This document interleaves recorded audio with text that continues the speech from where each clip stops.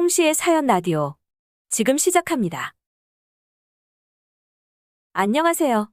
평소에 재미있게 듣다가 저희 시누이 때문에 겪었던 웃지 못할 해프닝을 소개해 보려고요. 시누이는 저보다 나이는 어렸지만 저보다 많은 면에서 선배였습니다. 출산, 낙태, 결혼, 이혼, 사관왕입니다.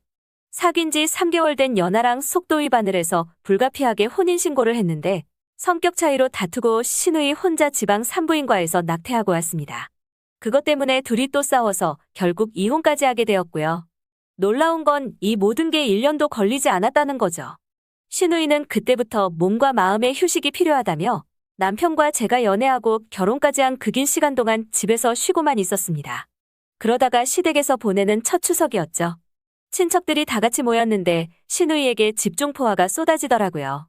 정신 차려라, 언제 취직할 거냐, 니네 부모 생각 안 하냐 등등.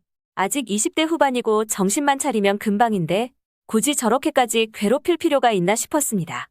시어머니도 그만들 하시라고 얘 이제 정신 차려서 취업 준비 중이라고 방어해 주시더라고요. 저도 물론 응원하고 있었죠. 마음으로만요. 그렇게 추석 지나고 보름이나 지났나 시어머니가 갈비찜 했다며 저를 부르시더라고요. 평소에 저랑 그렇게 애틋한 사이도 아니었는데 저한테 갈비찜 했으니 와서 가져가라는 건 좀 너무 노골적으로 뭔가가 숨어있는 것 같았어요. 하필 그 주 주말은 남편이 약속이 있어서 어쩔 수 없이 저 혼자 시댁에 가야 했습니다. 그래도 제가 시어머니한테 꽁꽁이가 뭐냐고 물어볼 수는 없으니까 일단 알고도 속으러 갔습니다. 시댁에 도착하니 시어머니는 저를 아주 반갑게 맞아주시며 다들 식사했다며 제 밥만 차려주셨어요. 그것도 평소에 안 쓰시는 그릇들만 꺼내서 이쁘게 플레이팅 해두셨는데 먹으면 무슨 부탁이던지 하나는 들어드려야겠다는 생각이 들더라고요. 밥이 코로 들어가는지 귀로 들어가는지도 모르게 어찌저찌 식사를 마쳤습니다. 시어머니께서 거실에서 차 한잔하면서 얘기 좀 하자고 하시더군요. 드디어 올 것이 왔구나 했습니다. 처음에는 형식적인 안부로 시작하셨는데 얼마 지나지 않아서 요지를 말씀하셨죠. 바로 시누이였습니다. 시누이도 옆에 자리 잡고 앉아서는 저한테 하소연하더군요. 나름 취업 준비한다고 하고 있는데 잘 안 된다면서요. 그 와중에도 저는 한 귀로 들으면서 머릿속으로는 이력서 대필해달라는 걸까? 아니면 첨삭해달라는 걸까? 무슨 부탁을 하려나? 부지런히 머리를 굴리고 있었습니다. 근데 그때 시어머니께서 얘기하시더라고요. 저희 아빠 회사에 남는 자리가 없냐면서요. 말이 남는 자리 있냐고 물어보는 거지. 자리 하나 만들어달라는 거잖아요. 그래도 스펙이 어지간히 괜찮으면 저도 아빠한테 얘기나 해보겠는데 시누이 스펙이라고는 지방전문대 졸업한 게 전부예요. 그마저도 학교가 망해서 사라졌고요. 잠깐 고민하다가 시누이랑 시어머니에게 말씀드렸습니다.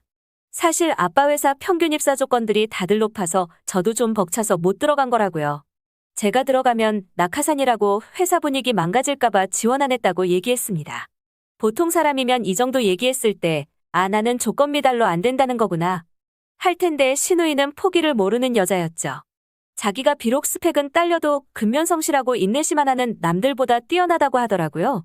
글쎄요, 인내심이 뛰어나서 1년 만에 이혼을 했을까요? 그러면서 하는 얘기가 말단 직원이라도 상관없다며 아무 자리나 제발 좀 부탁한다며 매달리더라고요. 일단은 아빠한테 물어는 본다고 했습니다. 그래도 저희 아빠가 사업을 오래 하셔서 나름 철저한 사람이기도 하고 저런 스펙에 시누이를 사돈이라고 받아줄 리가 없다고 생각했습니다. 근데 문제는 때마침 아빠가 사무보조를 한 명 뽑을까 고민하고 있었다고 하셨어요. 안 되겠다 싶어서 아빠한테 시누이는 좀 스펙이 부족하지 않냐고 말씀드렸는데 오히려 아빠가 그래봐야 사무보조인데 어떠냐며 이럴 때 가족끼리 돕는 거라고 하시더라고요.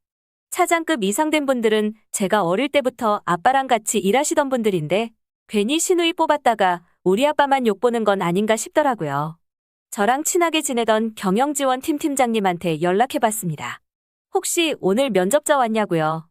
팀장님은 아빠랑 같이 면접도 봤다고 하셔서 어땠냐고 물어봤습니다. 잠깐 뜸들이시더니 솔직히 얘기해주냐고 해서 있는 그대로 얘기해달라고 했습니다. 복장이야 요새는 많이 캐주얼하게 다니니까 그러려니 하는데 이력서도 안 들고 왔다고 하더라고요. 면접 보러 들어오면서 사돈어른이라고 부르는 바람에 두 분의 관계는 바로 회사에 소문 다 났다고 하고요. 심지어 그럼에도 불구하고 아빠는 시누이를 채용했습니다.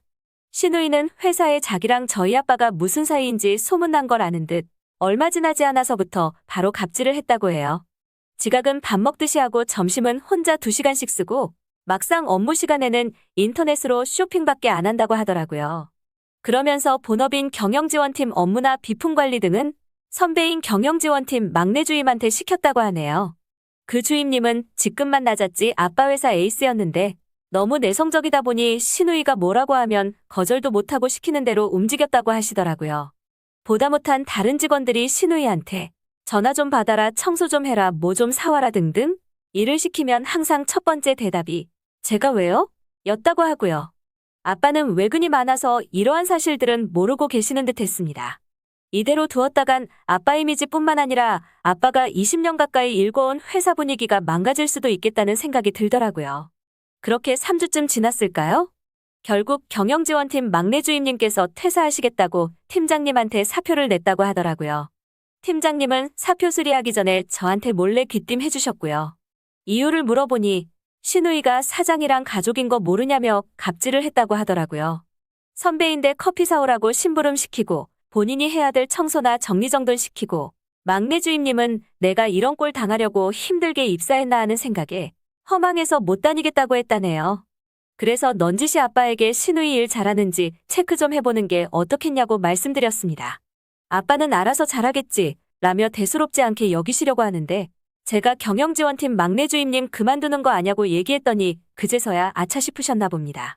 아빠가 다음날 바로 시누이랑 얘기해보겠다고 하셨는데 여기서 또 놀라운 게 회사 생활이라고는 한 번도 안 해본 시누이가 연차는 어디서 주워 들은 건지 팀장님한테 당일 아침에 연차 쓰겠다면서 출근을 안 했다고 하더라고요.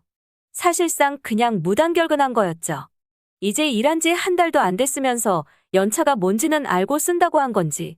그래서 시누이의 무단결근 후 그 다음날 아빠가 시누이 자리로 가서 직접 기본적인 업무들을 지시했습니다. 하지만 컴퓨터로 인터넷 쇼핑이나 할 줄 아는 시누이는 기본적인 서류조차 만들지 못했죠. 그래서 아빠가 시누이한테 수기도 상관없으니 3주치 주간 업무일지 작성하라고 지시했는데 앞에서 아무것도 못 적었다고 하더라고요.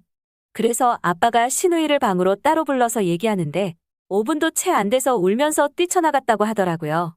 나중에 아빠한테 물어보니까 업무 시간에 딴짓한 거 다 알고 있다고. 근태도 엉망이고 나 팔아서 회사 분위기 망치는 것 같은데 직접 사표 작성할지 해고당할지 선택하라니까 울면서 나갔다고 하더라고요.